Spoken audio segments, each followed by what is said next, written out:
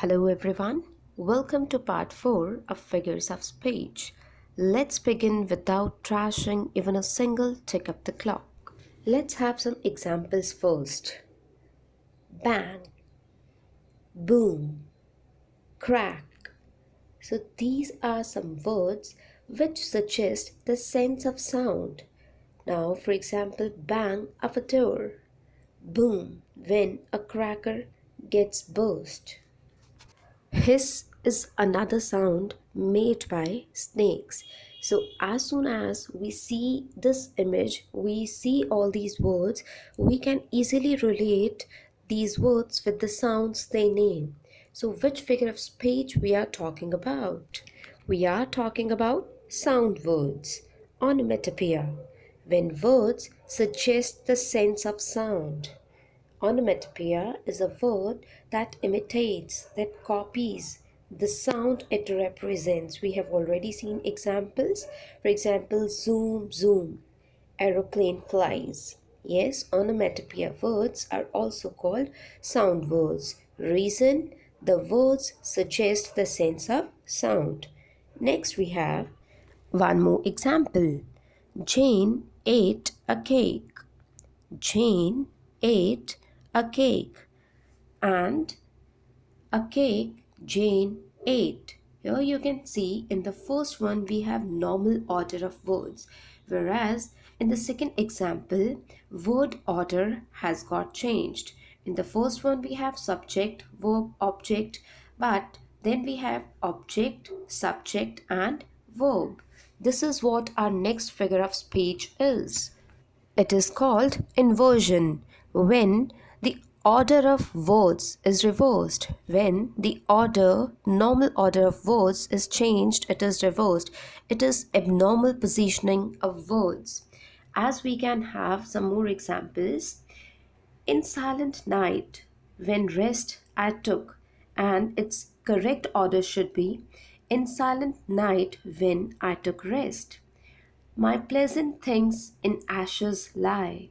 My pleasant things lie in ashes. So you can have your examples of inversions and restatement of inversion. Restatement of inversion means normal order of words. So inversion is when the words appear in an unusual order. And here we can have clear definition of this figure of speech. In an inverted sentence, a writer places a verb before the subject for variety or to ask a question. Next example we have, and he will make the face of heaven so fine that all the world will be in love with night. So well said by Shakespeare, and this is, we can see, is an example of enjambment. Enjambment. It's a poem ending abruptly, means all of a sudden, without any punctuation mark, without any pause, without any full stop.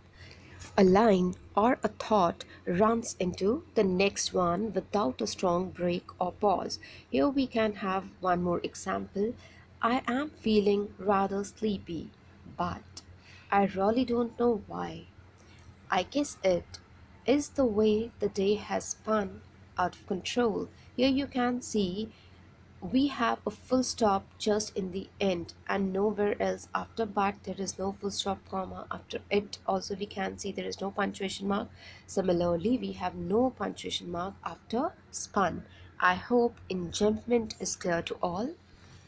Let's read a poem now. The House on the Hill by E.A. Robinson. They are all gone away. The house is shut and still. There is nothing more to say. Through broken walls and grey, the winds blow bleak and shrill. They are all gone away. Nor is there one today to speak them good or ill. There is nothing more to say. So, similarly, in the remaining stanzas, you can notice the repetition of a verse. They are all gone away, there is nothing more to say. They are all gone away, there is nothing more to say. But is this repetition the figure of speech repetition? No, it's not. It's called refrain. Refrain. Refrain is a repetition of a verse in the end of each stanza of a poem or a song. Next slide states an example. I'm so hungry, I could eat a horse. How's that possible? Can you eat a horse? Next example we have is she cried so long that she made a lake. How is this possible? Neither the first one is possible nor is the second one. It merely states that she cried a lot. And the first example means the person was extremely hungry, that he could eat anything. And this is the beauty of next figure of speech, hyperbole. Hyperbole. It is an expression that describes something as greatly magnified or diminished beyond the strict line of truth. Let's understand this definition. Now, using this figure of speech, a writer makes something look bigger or smaller than it actually is. Now, again, we can have the same example. I am so hungry, I could eat a horse. My backpack weighs a ton.